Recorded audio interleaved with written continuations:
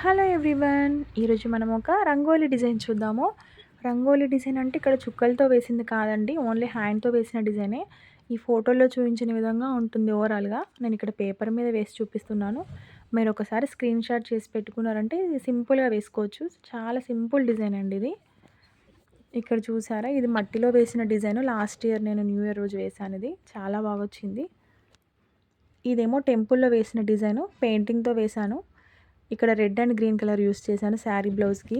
మనం ఇక్కడ బ్లౌజ్కి ఏ కలర్ అయితే వాడతామో ఈ కొంగుల దగ్గర కూడా అదే కలర్ యూస్ చేయాలి. మనం బయట శారీకి ఆపోజిట్ కలర్ వేయించుకుంటాం కదా కొంగులు, సేమ్ యాజ్ ఇట్ ఈజ్ అలానే.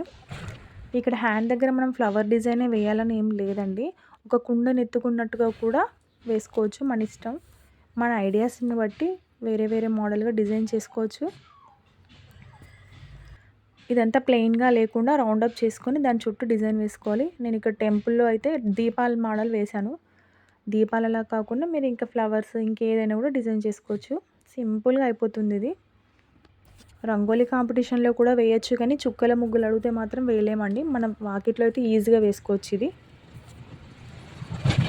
చాలా బాగుంటుంది. శారీస్ కూడా మనకి ఇష్టమైన కలర్ వాడుకోవచ్చు. నేను 2 టైమ్స్ వేశాను, 2 కలర్స్ వాడాను. ఇది మా ఊర్లో స్కూల్లో ముగ్గుల పోటీ పెట్టినప్పుడు వేశానండి. ఈ డిజైన్ వేసి దీని చుట్టూ సంక్రాంతికి సంబంధించినవి వాడాను. దీనికైతే స్కూల్లో ఫస్ట్ ప్రైజ్ వచ్చింది. మామూలుగా మనం చుక్కలతోటి కాంపిటీషన్లో చుక్కల ముగ్గే వేయాలంటారు. అలా చుక్కల ముగ్గు అన్నప్పుడు మాత్రం ఇది కష్టమవుతుంది, కానీ ఇంటి దగ్గర ఏదైనా చిన్న చిన్న కాంపిటీషన్స్కి వేసుకోవచ్చు. చాలా బాగా వస్తుంది. ఈ విధంగా బ్లౌజ్కి వెనకాల థ్రెడ్స్ పెట్టి కూడా ఒకదానికి డిజైన్ చేశాను. ఎలా ఉందో కమెంట్ చేయండి.